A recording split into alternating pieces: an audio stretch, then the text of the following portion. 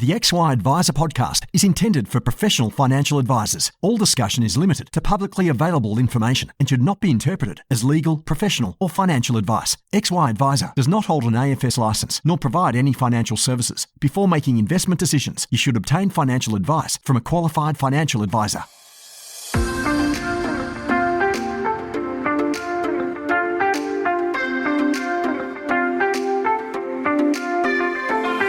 Financial advisors help Australians live better lives, and we're great at it. But what about us?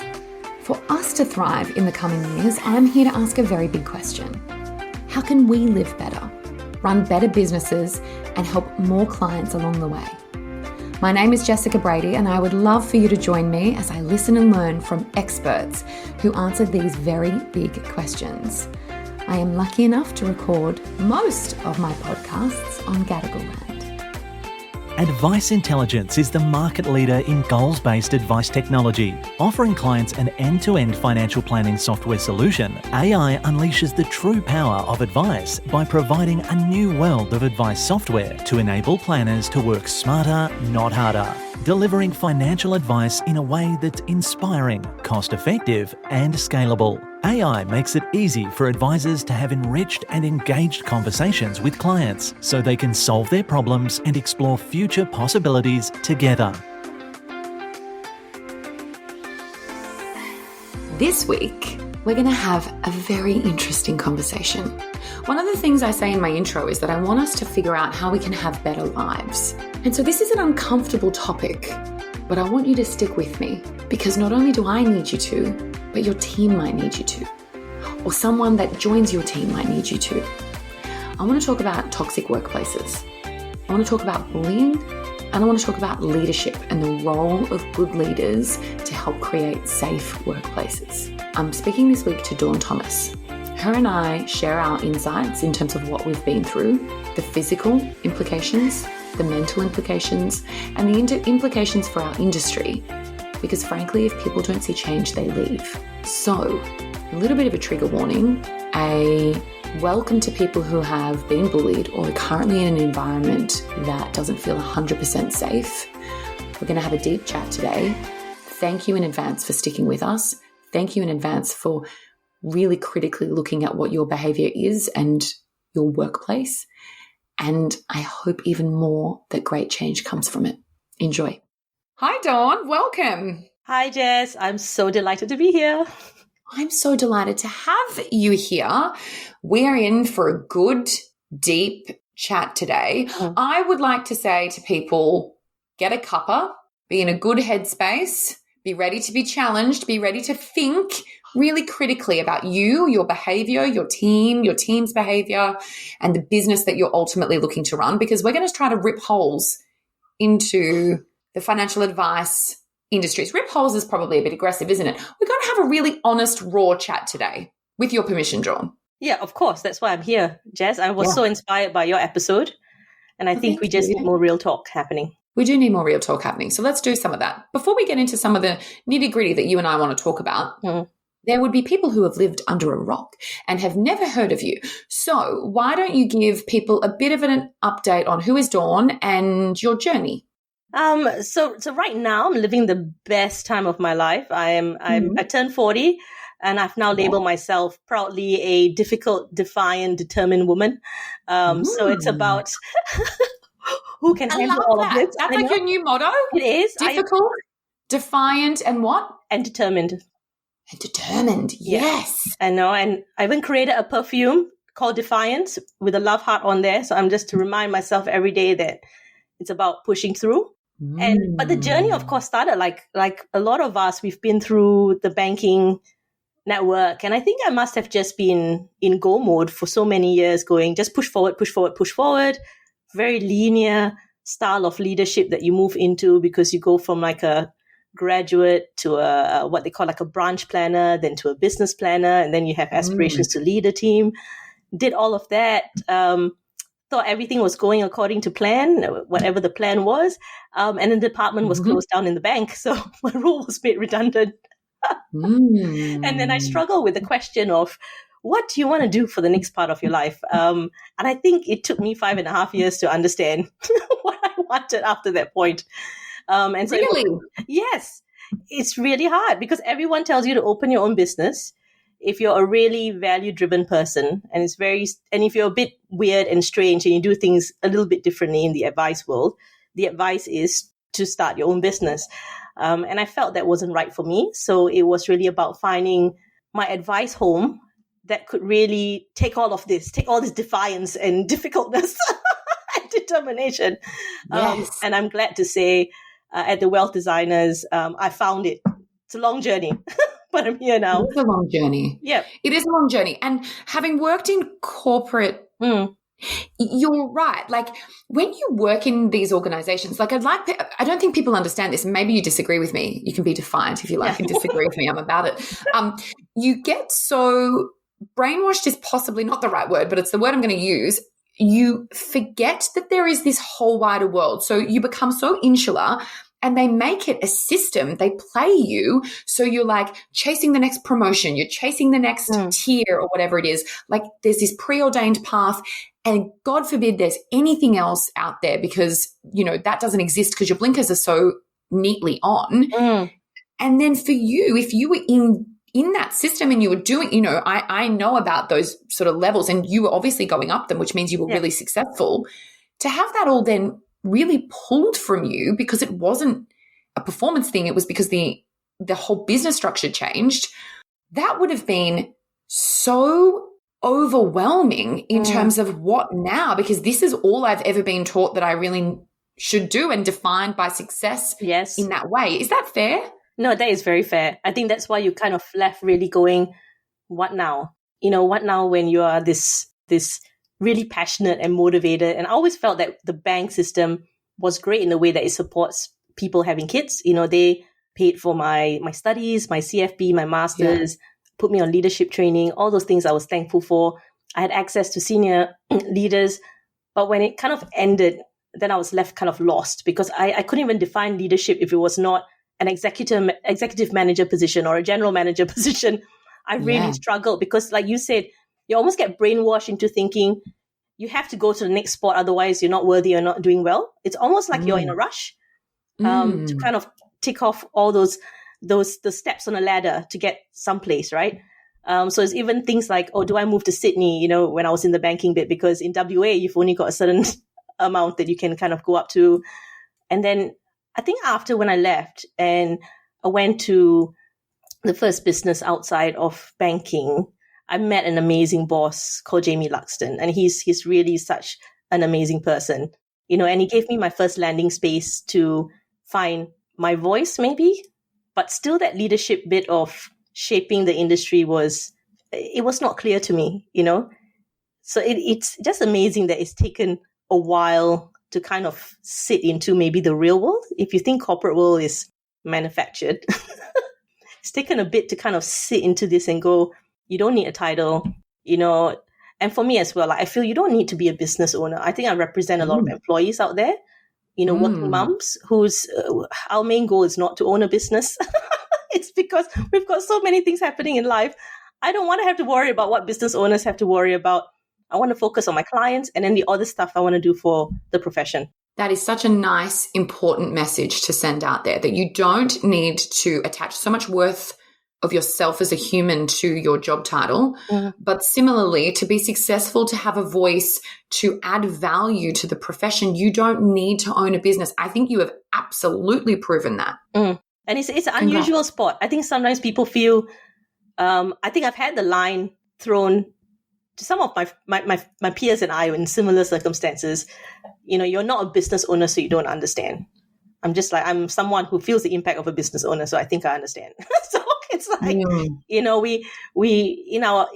I think outside of banks, it's a whole other thing where financial advisors have the pressure of talking about how much revenue they're writing. You have to be doing millions and billions of dollars, and then you're worthy. You're worthy to speak up, and you're someone that should be listened to.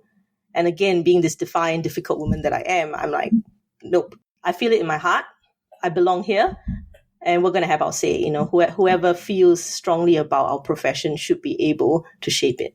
Following on from that, because here, and I hope everyone that's listening agrees, Do you think the advice industry is inclusive of all voices? Or do you think those people that have the most the people that run the businesses that are at the top of the hierarchy, do you think it's still very much led by them? Which frankly, but it's often wealthy white men. Look, we've got some white men who are our brothers and allies helping us with this fight. But in terms, does it represent you or I? Nope, not widely. I think we're trying to push through. We have to be like, let me in. I'm going to be up there. We have to really force our way through to be seen as being represented. But if you kind of maybe look at the public perception of our profession, I don't think they picture either one of us necessarily being the ones looking after their money. And I think that's even more reason that we've got to boldly go there. I just get annoyed when we always talk about bringing more women into the industry or the profession, but we're not actually wanting to be honest about what's maybe not keeping them here or what's making them feel isolated, what their challenges are. So I don't think they as a whole, there's enough inclusion. And I don't think we're honest enough about what the issues are. Or do you know what we do? We get women in a group to talk about it and none of the men join. And so if they are the change makers and yet they don't turn up to the party on change, nothing changes. Exactly. I was speaking to Tim Henry about this, right? Because I said he's one of my allies. I said, Tim, saying what you need to say is going to be listened to than me saying the same thing you're saying, right? Because it needs to come from you as a guy. And he's gladly on board with that. But I think part of it is that allyship needs to be hand in hand with us. It's not a women's issue. Like most of the so-called women issues, it's not our issue to fix, so it's really a collective effort of the community because we all benefit when our profession is more inclusive and diverse and our clients benefit from it as well. Absolutely. Let's get quite specific. What barriers have you faced? I've faced a number of them. Alas, this is not me interviewing myself. I've already done that. Yeah. What have you faced, Dawn? I think in the banking system, ages ago, it's really that even the bonus system and the pay system was not designed for women coming back from maternity leave. So I found that my pay I hardly had increments. So I remember once, how when you're trying to qualify for conference and you've got to tick all the boxes, I believe I was like one of two or one of three advisors actually qualifying from conference through most of the year because, as you know, in banking, they release figures and things like that. And that was sheer hard work. And what happened was that I had to eventually give birth in April of the year, and they wouldn't reduce my targets for the year. They said I had to carry a full year target. And apparently that was just the way things were done because maternity leave was likened to long service leave. So for me, having a conversation, and my manager at the time, who I adore and respect, right? The whole idea of this is that sometimes you have to be able to be open to change. And we've had conversations since then. He kind of told me, well, my targets are not changing either. So it comes down, right? You almost become a liability being a woman of childbearing age because even your managers will be impacted by you taking time off. And I only took 3 months off. But when I came back, so not only, let's say, did I not go to conference because of that as an acknowledgement of my hard work, was that my pay increase was quite minimal because they look at the stats, So basically I had 9 months to do a 12-month year. And bonus was impacted as well because I was actually eligible for bonus up to that, all those points till I started falling away when I was away on leave. How dare you not achieve your business targets while you're at home with a newborn? How dare you? The audacity, Dawn. Yeah, I know. I mean, and you know what? Maybe it's changed a little bit since then. But, that makes it also hard for women to see other women being successful in their roles having kids, right? But saying that as well, if the banks are exiting from advice, which they have been doing the last few years, how are SMEs going to handle that? I wonder, they don't have the backing necessarily, maybe financially, with all the different changes that have come on board the last few years. Are they going to be able to successfully support women similarly as well? So I wonder, that system is maybe evolving, but I could see the challenges in that. And I remember being a regional manager, right? When I finally got to see everybody's pay, I was the second lowest person paid in my team. And I was like one of the top performing. But that's one of the things with banking is that once your pay is set, it's really hard for even your managers to negotiate a higher pay because of its limits. Let's pause on that because I like to talk about this stuff quite candidly. Okay.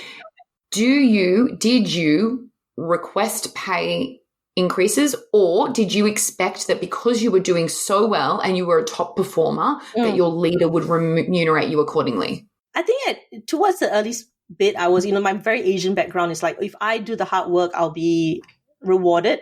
And I could see that it was not quite that way. And I said I was really happy at that point, but I was just very annoyed by how the payment structures were going. I had good managers and everything. But then, like, even that second baby that I had, I was really disappointed when I came back. I think that was when I might actually move from here. I might leave. Because if you're telling me the only way for me to correct my pay is I need to be in a new job entirely, you're almost pushing me out to be in a new job. So I know like some senior leaders tried to just talk to me about, okay, look, the bonus is gone, but we've tried our best with a pay increase. But you're feeling like you're not getting the full package. But I felt that their hands were tied as well because they were stuck within the system of what they were allowed to do and what they were not allowed to do. I don't hold it against them personally because we're all stuck in the same system. They're not. Yeah. I do. I think to have a top performing person earning the second least amount of money in a team, I think that shows immense challenges and problems in a leadership structure.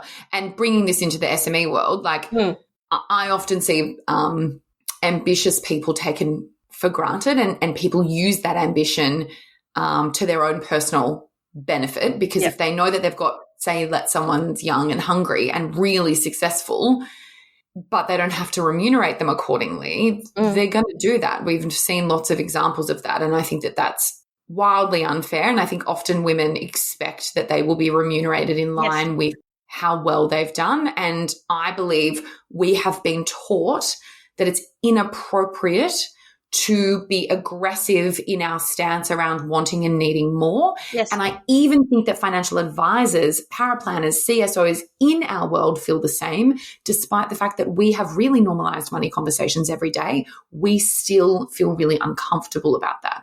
No, you are very right. I mean, even when we had our figures I realized I was seeing more clients even at the bank than my peers because they were more confident to charge more. So I think I was charging about 20% left, because we have sometimes bleeding heart syndrome. Just like, I can help you, I want to help you, so I'm going to help you. But I think with the second child, it was a bit disappointing for me because I think there were some days that I was working 6 days a week, heavily pregnant, trying to push through to get things done. And it was disappointing. But I think I kind of put that in the experience of my mind of how I was going to go forward. And when I became I had my next role that I moved into, and, I think my boss as well tried as much as he could. I remember asking for pay, and it was really hard. I think we talk about this now as well. Really hard to find out what you should be asking for because you're told in the bank you can't talk about pay. It's something that, you can't talk about pay. So I remember asking for pay, and I must have maybe asked not enough because, if you think about how if I've really not been paid enough all this time before, and then for me, an increase was seen as big. And I remember my boss at the time giving me more than what I actually asked for. Right. So he gave me more than what I asked for, but that still resulted in me still being one of the lowest paid. And again, it's not, I think he tried as well. He was really awesome. Like he tried a lot of things to give, to support me, to show me he supported me. Because when I had my third child, I gave birth and he made sure that I got onto conference, and he made it clear that he tried outside the walls of what was there to help me out. So it's all these little things, we underpriced because we've got bleeding heart syndrome. Like you said, we don't maybe talk about pay because, they tell us not to, and then you're quite obedient about it, because I'm Asian, we're very obedient. We're passive aggressive and we're obedient.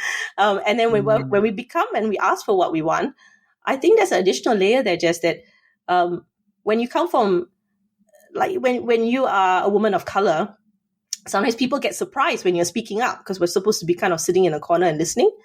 And that kind of gets held against you. It's they don't say it, but it's it's written on their faces when they realize we have a voice and we want to use it.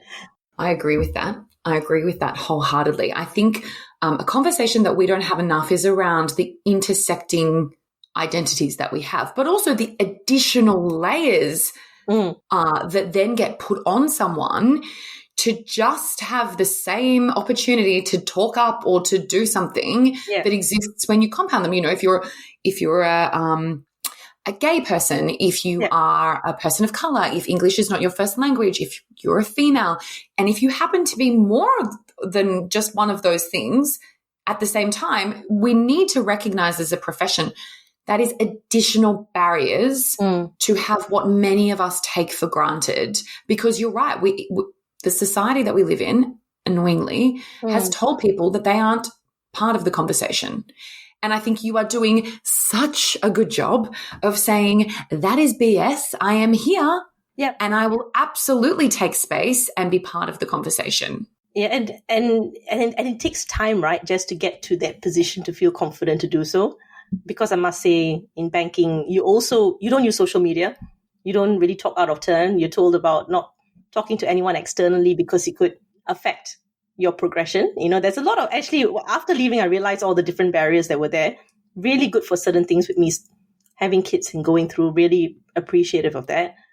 But then after that point, when I knew my department was being closed down, that's when I actually started facing gaslighting and bullying for the first time.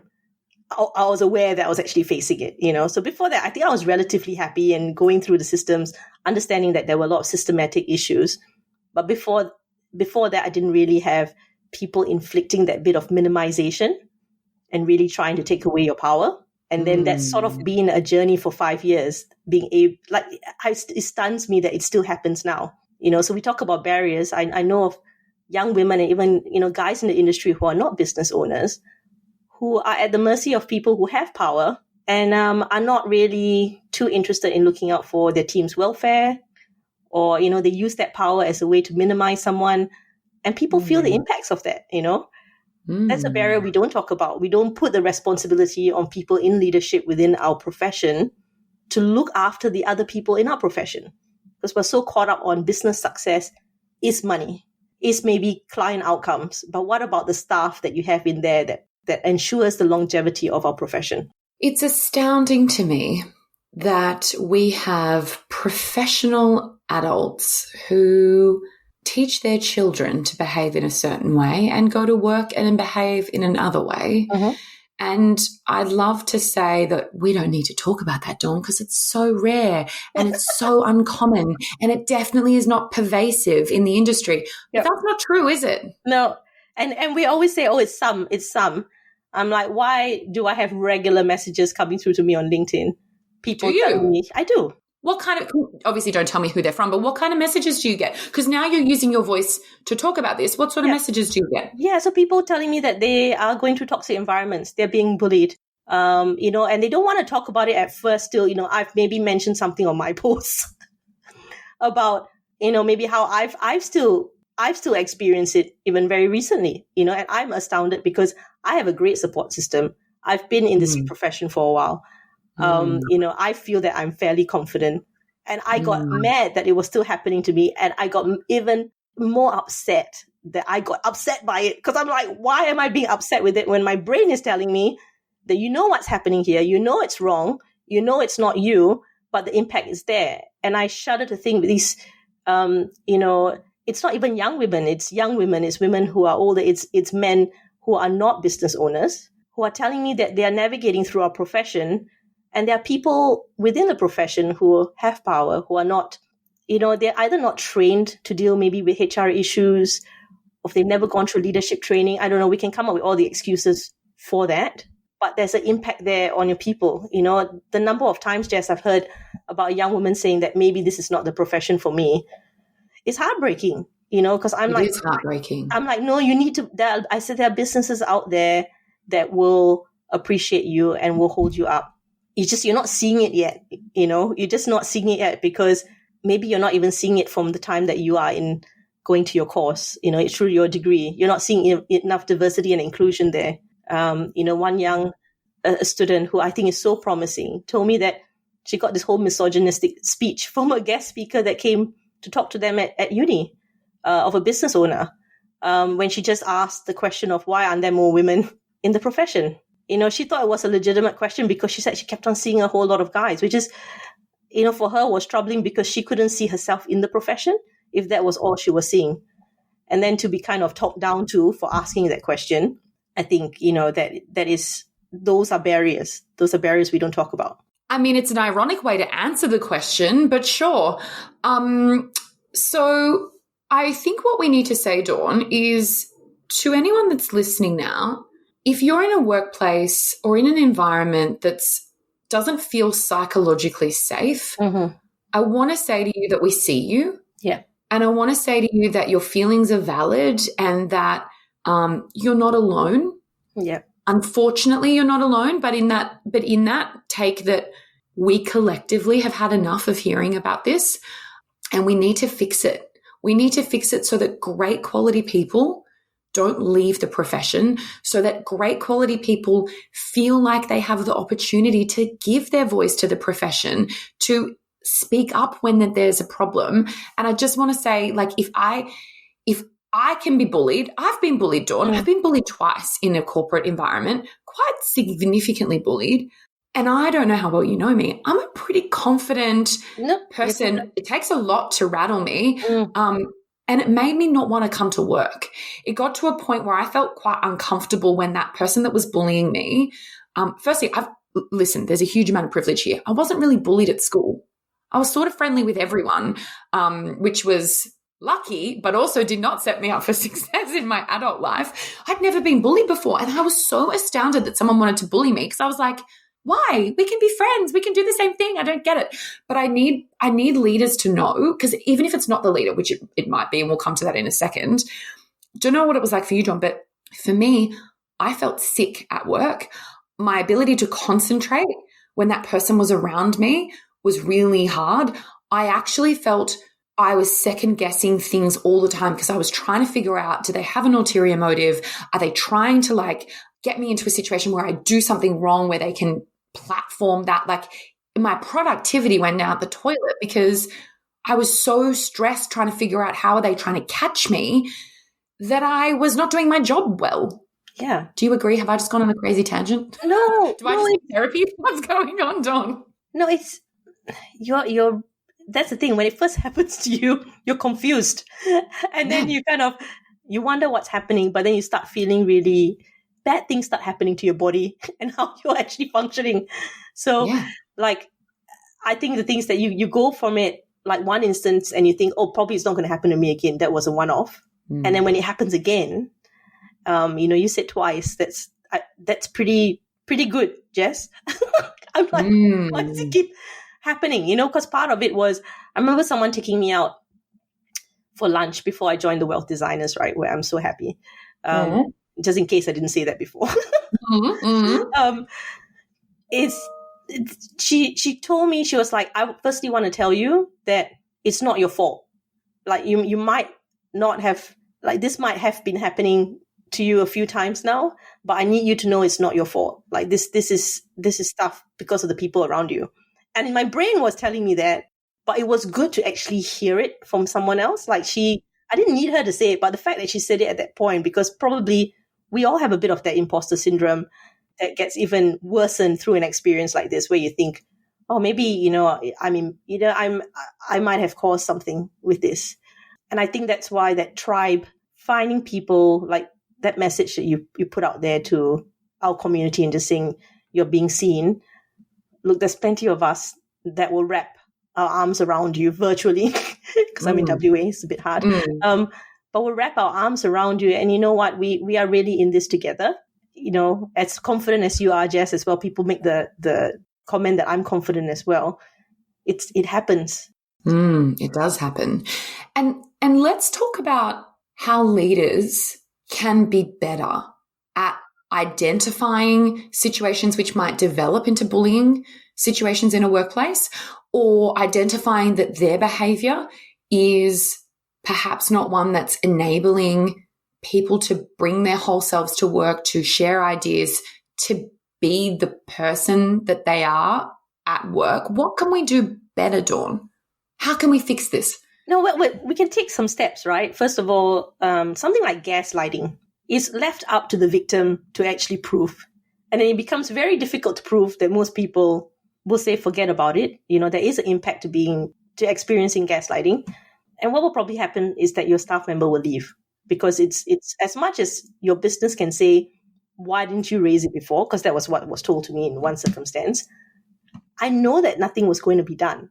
I knew that the toll that it would take would be even greater for me. So why go through all those steps that are there? So firstly, in a scenario where you are a business owner, like you might have gone from like a one-person business to suddenly having a team of 25, it's your responsibility to actually understand what bullying looks like. There's a lot of resources that happen out there, and actually how to handle it when a staff member actually brings it up. I remember going to one senior member of the business and saying, look, I think this is happening to me. I'm not trying to make it your problem, because I think you've got enough challenges yourself. And then instead of him stopping and acknowledging him, and again, I have a lot of affection for him. But in that moment, instead of acknowledging, it was, oh, but maybe he didn't mean that. That is, and the thing is about it, Jess, with people that I have affection for, like I don't expect them to be perfect. We'll have a conversation maybe months later or years later, and we'll revisit that incident. And I'll say, this could have been handled better. And I had that conversation with him, and he said, I apologize. I should have handled that differently, But if someone's bringing that up, maybe don't tell them that they're imagining it. Find out how to actually listen to what they are telling you. And a lot of these businesses sometimes can have family members within the business. So it becomes more complicated. So can you imagine if there's bad behavior, or someone is, not doing, the stuff that I've seen that has not been addressed, right? In offices that I've moved through, like where some weird comments are being thrown at the young women in the office, thinking that it's a funny joke. You need to, as leaders, maybe understand what a leader should be doing. Maybe invest in a course around leadership. Invest in the HR training as well, because you are a leader. You're not just a business owner. It's not just a monetary title. You're responsible for people. You need to have maybe external HR help, especially if it's intertwined where your HR manager may not be able to be equipped with delicate cases like this. Maybe you need to be willing to bring in someone else to talk about it. Absolutely. And if you find out that you really maybe are not good with dealing with team members, like maybe getting a general manager who can do that for you. Maybe remove yourself from your team so you can do all the things that you're good at, but you're not tempted to kind of go in there and make things difficult for your team members. So, there's various things there. And none of them are particularly hard, right? Like, listen when people are telling you there are problems, care about the well-being of your staff, remind yourself that, we are the standards that we walk past. You let that joke go past. You've said to everyone else in the team, we can behave like that, and there's no ramifications for it. Mm-hmm. And remember that for many people, be it a female, be it someone of color or someone who's gay, they are going to feel really disheartened when you let a comment go by that directly impacts them. And what you're saying inadvertently is, we don't think you really belong here. It's not necessarily safe. It's not as safe for you to be here as it is for someone else who doesn't have X, Y, or Z to be here. And I've watched so many people that I really respect in those very small moments. I imagine it's like when you're a parent, right? Like nothing prepares you for being a parent. But like there's these little tiny unplanned moments that exist when you're a parent, and you have to, in the fire of the moment, make a really split decision about how you handle something. Yeah. It's exactly the same when you're a leader. And what you need to know is there are plenty of people who are telling us privately how our leaders are showing up in financial advice businesses today is not enough for me. It's not helping me feel safe, and it's certainly not helping me feel like I can progress. Yep. I think you've summed it up. And that's just the scratching the surface, right? We're not even talking about the monetary issues that happen with this, because, in terms of what happens in corporate about being seen as aggressive or asking about pay, I think in the SME world might even be more complicated when you're trying to negotiate those things. Things like super guarantee payments on parental leave. Even being able to talk about it may not be a safe topic to broach. It may not be safe for you to talk about your family plans at a job interview or a performance review, because that could be affecting your future chances or whatever is happening there. It's not like it's not solvable, but I think it starts with leadership, that you need to really invest in yourself, because if you don't realize how much power you have a lot of power and you can actually make a lot of good changes to our profession and keep amazing people here and keep them happy as well. And I also think that there are so many amazing people who are waiting for permission to step up and step into roles. And if you as a leader haven't clocked that they might need permission or gentle pushing and encouragement and leadership, then we're also having talent sit on the shelf and be wasted and not fully utilized, which frankly the profession needs. Yeah, you're right. And it's also about long-term value. Sometimes we can be so short-term, right? Think about businesses that only report in on new business, for example. Let's talk about new business coming in this week. Let's not talk about how we're servicing the existing clients, because the existing clients have been promised a long-term deep relationship. And that's probably how they treat their staff as well, because you're looking at the staff member that's going to give you the quickest return rather than the staff member that's going to give you the biggest payoff long-term. That'll probably service your clients really well and be able to actually, it's more that stamina to the role rather than a sprint. Agree. And we know that women make great advisors, really great advisors. Dawn, can we talk honestly about what was the impact for you personally and professionally about being in an environment that didn't feel safe?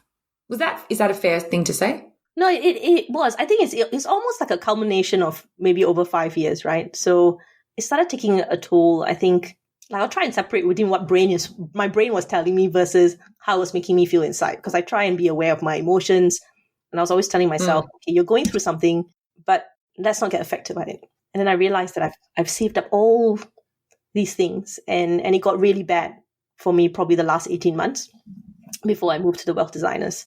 But you start seeing your body tell you that you're not okay. Your body is, like you're falling sick, my back, I had mysteriously started pulling my back, right? I never had that before. I had ear infections, ended up at the specialist and they're going, they asked me, are you okay? And I'm like, yeah, I'm okay. I'm like, I'm working full time. I've got 3 kids, so I don't know. I don't feel any different, but my body was telling me that. I was like, you got to do something about this, because my mind was saying, no, maybe you need to work through, maybe you're not seeing the full picture. Maybe this, someone has the ability to change. Maybe they're not doing this on purpose, and you're always kind of like, I'm leaving that door a little bit open to go, or maybe they could change. There are a lot of good things. I would like focus on the good things. So that took an impact. And I was like telling you, Jess, as well, because I was really inspired by your episode of being really honest about what you were going through physically. I thought when I joined the Wealth Designers, because I had my safe space, because I felt like I could just be the difficult, defiant woman I am, that my body would bounce back in a second. And it hasn't. It's like, I'm really fine, really happy, but my body is still going, we need you to kind of deal with this. And also a bit like, how dare you expect me to just be completely fine now when for years you have made me literally hold on to psychological baggage, and now you just want me to turn myself around and be fine again like we do. Do you think that? I think that a lot. I think, God, why can't I just, what's bouncing back? Like, we talk about that. I don't think that happens when you've been through something that physically affects you. Yeah. It's not been my experience anyway, and it sounds like it certainly hasn't been yours, but I felt like a failure for not being able to bounce back as someone who considers themselves quite a motivated, diligent, purpose-driven person. What do you think about that? No, exactly. Because I felt, I think it's always like a disconnect between my brain. My brain is saying, no, you can do this, but it's almost like a dog that you can't pull on a walk. The body was unwilling. The body is telling me now, no, you need to deal with this. I mean, you're in a safe space now. Maybe because you're in a safe space, you can let go and actually deal with this now. And you're right that you've got that the only person putting the expectation is myself, right? Because I feel that I need to do these things. And when I was really honest with my supervisors recently, that I feel like I was letting them down, because really when it came down to the weekend, I thought, I've really got to study. And after work, I really got to do, I really need to catch up on my studies. And then I think that was making me feel even more tired, because I couldn't even rest in peace around that. And being open to them, they immediately jumped in to help me out. They were like, no, I think you need to take a break for a few months. Like, just focus on yourself. Like, we're here for you.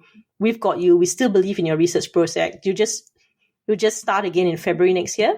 And then it felt like a weight off my shoulders, just to take one thing off, for the moment, and maybe enjoy life a bit more, instead of rushing and trying to get things done and getting things done by semester. And in my mind, just putting all those deadlines, and definitely feel just lighter for doing that. So it's a bit of a journey to give yourself permission to maybe let go and acknowledge. It's always amazing when someone offers you something and it's life-changing, and you know that if you were on the other foot, you would offer it to the other person, but we don't seem to be able to offer it to ourselves.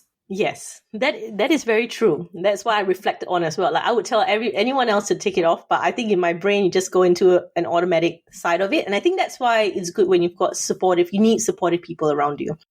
So it's safe enough for you to raise these things.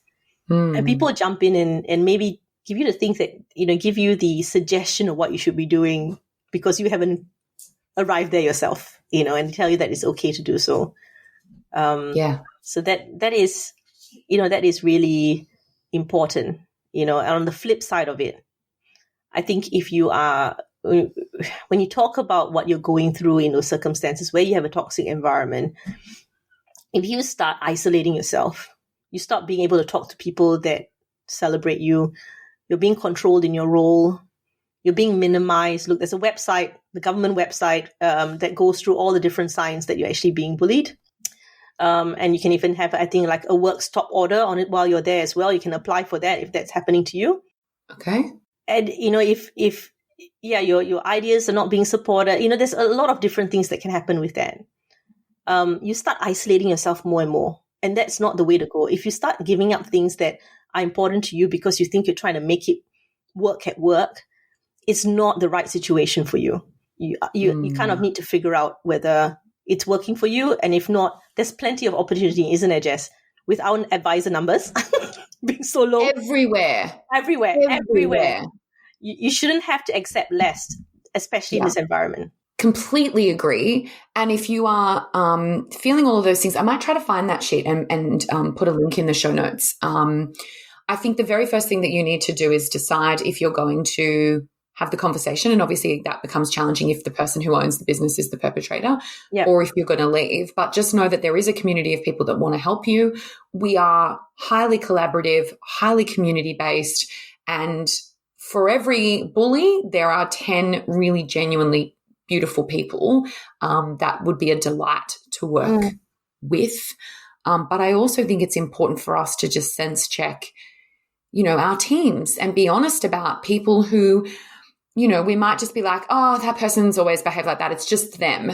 Correct. No, we can't allow that to just be them. We can't allow the advisor that brings in the most revenue to be awful to people because they bring in an enormous amount of revenue. Like, the time is up for that. We've moved on, and we need to be better, because the next generation of advisors, the next generation of people who are going to stay for decades and possibly become equity people or partners within your business, they need you to have workplaces that are safe, that are collaborative, and that are healthy, productive environments where they can come to work, share some great ideas, share some shit ideas, and have them knocked down and not feel like they are in a place that doesn't care about them. You're so right. All those things, Jess. If we could have that, if we could wave our magic wand now in the profession and just fix it up, But it's again, it's those things that we let slide. Like a recruiter telling you, we've heard things about this place, but maybe they're just demanding, like I think recruiters as well. I've had a recruiter tell me, oh, there's great opportunity for women to start equalizing their pay because they're in demand, right? Great concept. But I'm more worried about you putting them in a place where you're going to tell them, oh, don't worry too much about this. They're just demanding. We give code words for bad behavior. I think we should just call out bad behavior as bad behavior. Maybe that might encourage some people to change their behavior. Because I'm not alone. Like for me, even when you leave a situation like that, you're bad mouth. Your all sorts of lies get told about you. It's almost like, I have the analogy of this, like a teenage boy that has gone, a girl has broken up with them. And then he's just gone, I didn't want her anyway. She's just a slut anyway. That's sort of the behavior that women go through. You get shamed after that. You get told, oh, she couldn't handle it. She's got too many things on her plate. Like we don't go to guys and tell them you've got too many plates on, like you're spinning too many plates because you go out and play golf on the weekend and stuff like that. It's like, it's the woman that has the problem about managing our time. And then we've lost our minds and are hysterical when we start bringing up the things that are happening to us. So I think the businesses who can just be honest and give safe spaces will really benefit. I'm just worried about the people who don't have good support systems and are stuck in situations where they think they can't get out of.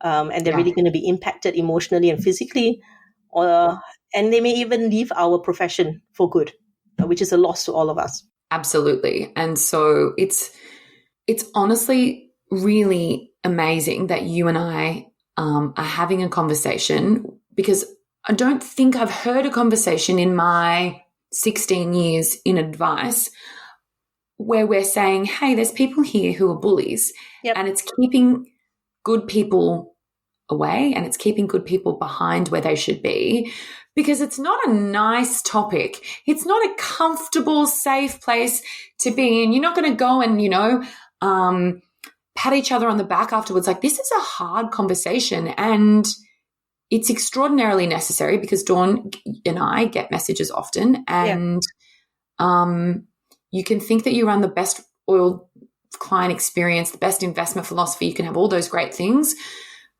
But I think as leaders, we must be ruthlessly honest about how our teams behave, how we behave, and what needs to change. And it can start today.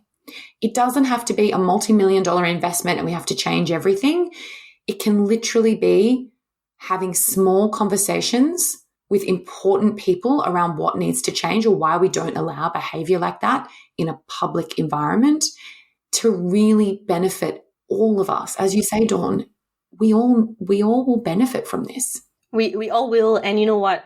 Australians will as well. The people receiving our advice will as well. They'll feel the wonderful safe spaces that we are creating, because when people are safe to be themselves, they're better admin person, better advisors, because we understand the concept of safe. We allow our clients to be safe. If our clients can't feel safe with us, I mean, that's not good, and if we don't feel safe ourselves at all, how do we know how to create that for someone else within our environments?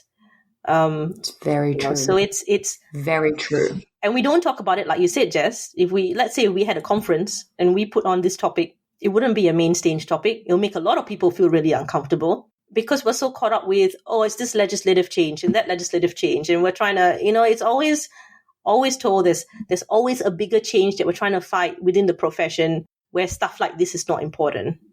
But also, do you think it's because we believe that it's not happening under our roof? Yeah, I guess that's definitely, with Inspire, for example, that I belong to, we're just even trying to create the conversation. That's what two of us are doing right now. Maybe step one is just acknowledging it, that it happens. Because I think the more we talk about it and the more we raise it, we can put steps in place to actually change it. This is not an isolated case. We can't isolate people within their experience. We need all those people that have felt all these things to really come together and go, this is not, first of all, it's not right. So let's create safe spaces together. Amazing. You and I are going to pioneer this. I believe in it fully and wholeheartedly. And I am buoyed by the fact that we've had similar experiences, because I don't feel alone. I don't want you to have ever gone through that experience, but I hear you, and I think also giving yourself permission to ask for help is important. Giving yourself permission to take longer in recovering from something that was traumatic for you is important, and to leave out of an unsafe environment if you need to. Yes. Are there any other points that you want to make, Dawn, on today's very important chat before I move on to rapid fire questions, which is how I round out? No, I think you have summed it up brilliantly. I feel this is a start of a conversation, and then we'll just have to revisit this and keep on talking about it. Yeah. And people can message us. You don't have to be as public about it as we are, because as you say, we are defiant and we are quite happy to talk about this publicly. But if you are not, and you're, happy to do it more quietly through us, we're really happy to take the charge on your behalf. Exactly. Thank you so much for being brave. We'll introduce you to your tribe, Jess and I and all our friends in our tribe. We've got you. We have got you. Dawn, thank you for being brave and having our conversation today. How can people learn more about you and where to find you and how to connect with you if they want to chat about this? I think, LinkedIn is just easy. Just send me a message on LinkedIn, and then we can always book in a chat. If you just need to talk, we can do that as well. Amazing. Okay, I'm going to ask you some rapid fire questions to round out today's conversation. The first one is an amazing segue. I would like to know one thing that you do to look after your mental health. Oh, I love playing hockey. I'm not good at playing it, but just being able to get out there on the weekend, it's like my happy spot. That's awesome. Is it grass? I don't really know much about hockey. Grass? Yeah, it's mainly grass because we're like the lowest in our club. But that's fine. We say we're a social team. And then I do get to try out now and then with turf just to maybe increase my skills a bit more. But I enjoy it. And my husband knows that as well. He said that you need to always be playing your hockey and then you're happy. Amazing. I love that. What is a piece of advice that you would give to younger Dawn? I think, you're safe. You're safe. That's what I would tell her. Just keep on going forward. It's all going to be okay. Good advice. Do you have something on your bucket list that you haven't done yet? Yeah, I really want to attend a trance festival. I'm into trance music, but my son wants to do it with me when he's 18, so I might have to wait. And he just said that's on his list as well. So we might as well tick it off together, go off to Holland and get a bit of a doof happening. That's on there. Coolest mum ever award goes to you. Last question for you is, do you have a book that you would recommend as part of my fake book club? Okay, now I'm going to be sneaky and not suggest a book because I'm a bit of a superannuation nerd. There's a paper from the Economic References Committee called Your Husband is Not Your Retirement Plan. People should read that. That was from 2018. A lot of our taxpayers' money went into that report, but nobody actually really read it. It's really long, but there's a response from the government as well for, I think, the 12 or 14 recommendations in there, but it really speaks specifically about the economic challenges that women face, and really acknowledging that our system has been set up, assuming that you've got two people in a household and not acknowledging what happens when you are a woman on your own. So I was sneaky, Jess. I had to get that in there. Underread paper. I love that. You're the first person who's recommended a paper. And I'll give you the link as well so we can put it there. Thank you. That's some good bedtime reading. Dawn, you are safe. You have found your tribe. It's so nice to see that you've bounced back. It's so nice to see you're platforming a really difficult conversation, but one that needs to be had. I am right there with you. I am so excited that we're bringing light to a conversation that will literally change lives. Thank you so much for being part of today's podcast. Thank you, Jess, for making this safe space happen. And I'm looking forward to us actually just making more people feel included and safe in our profession.